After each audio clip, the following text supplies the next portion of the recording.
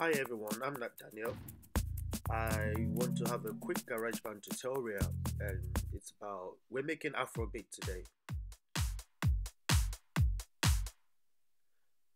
Yeah, this is what you hear when you start GarageBand and just open any of the template. But forget all of this. Let's start from a clean state, and I'll show you how to make a decent Afrobeat that sounds like this.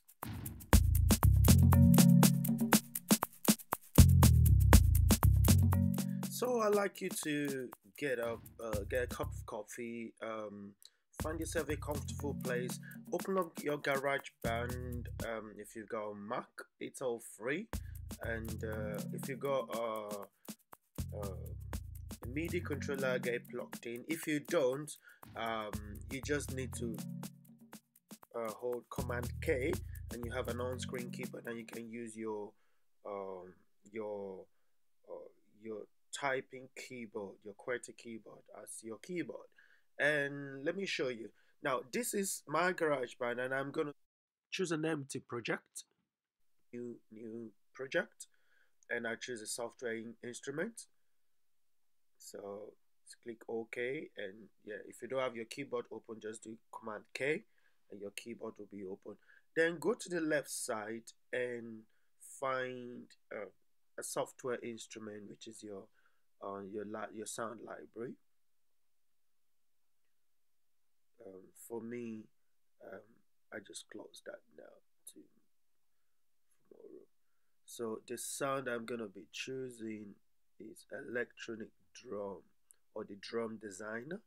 If you don't have the drum designer, you're gonna have to download it as additional content. And what I'm trying to use is so just a quick rundown to show you. You can hear the sound of the kick by me pressing that key on the keyboard. Today I'm using the keyboard, just the mark. And now, so what we do is we press R, and then you just play to the rhythm like that. So one of the most important thing in Afrobeat is the snare or the clap, and it's got a particular rhythm. Let's move this the keyboard out of the way. Go to the piano roll, select that, and we want to try and quantize it. Yeah, that didn't really go really well. So let's do another recording. So press R. Sorry, I'll re-record that again. Ctrl Z to undo. R again to start recording.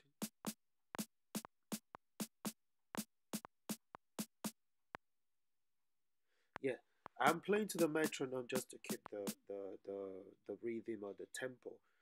So what I'm gonna do now, I'm gonna yeah, write command click, yeah, for pencil. Just adjust that. Yeah, just move some weird notes into place. Yeah, I'll move that. So that doesn't sound right. And now, yeah, drag, select, and then we're gonna try quantize to make sure that your awesomeness. So Q, the shortcut is Q, or we just do that at the bottom. I'm moving that so that you can see it. So the Q, and yeah, I'm quantizing to 1/16 of the note. Hope you can see that now. Let me expand it. And now I'll just make sure it looks clean. I'm gonna, yeah, I'll undo for you to see it.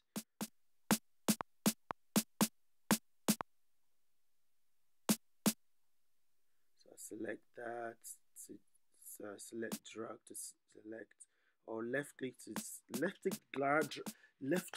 drag to select, then yeah. That sounds good to me. So let's find the kick. Yeah, kick is quite important. But now I'm not gonna play in the keyboard. I'm just gonna use the pencil tool, which is command left click.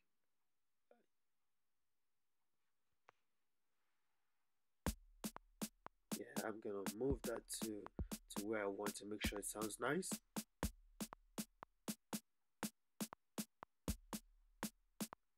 It's nearly there, yeah, and that one. That's why I like the kick to be. No, that's slightly out of place.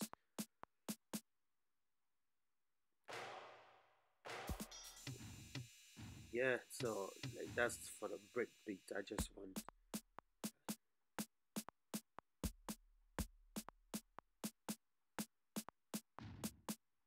yeah, it sounds um nearly there, but that's out of place. That's not what I wanted.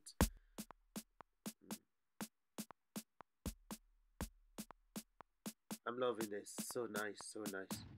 Yeah, that's what I want. So yeah, so let's just quick shortcut Q um, to quantize, display everything to make sure it all sounds nice. So now we have a basic beat for which we can build um, a rhythm on. We, we already have the pattern, so let's add a little bit more. It's what you want anyway. Just you can decide to have a different pattern of kick. It's up to you. What we've done today is we open up GarageBand, um, let GarageBand do its thing. Usually, when you open up GarageBand, it tries to open your last project, which like that. But what we try to do is like to start from a clean state. We go to GarageBand, open up a new project, click on New, and I left everything the way it is right there. Come on. So I clicked on New, and the first thing I did was to open up our software instrument. I say Create, and because I have opened um, keyboard, um, sometimes if you don't know the shortcut, which is Control K, that hides or bring it back on. So I window show musical typing, and then it shows, or I click on Control K, and then I come, this hides or opens up the I can hide the keyboard now. So this button hides or open up the browser, your sound browser, this your sound library. What I did was electronic drum kits, and at the bottom of it you have the trap door. So it just loads that up quickly for you. And what I did here, you either just press R to start recording, R to start recording, or stop the recording, or you just right click on your blank canvas and create an empty region. And the two ways you can enter notes is if you double click that, you have it open right here. You have your piano roll open. So that's a loop. You have your piano roll open, and if you hold the command key, your cursor turns to a pencil, and then you can start uh, inputting your sound, whatever one you want. So yeah, that's our hits, our snare, and we use the kick, I believe. So yeah, so that's the kick. Anyway, the kick. Anyway, this is just a summary. So um, if you set your right tempo and then you press R, let's bring back the keyboard key. If you want to change the octave, then you either use your X or the Z button, which changes. Z takes it down, X takes it up. So this is where we are at the moment. I don't want this video to be too long. In part two, I'm gonna be showing you how to add more instrument to your Afro beat to make sure that we have the sound that we're going for. I am not Daniel, the creative director of OHP Studio. Hopefully, I see you next time. Thank you very much for watching. Please hit the subscribe button and tell somebody that you think will want to know how to make Afro beat.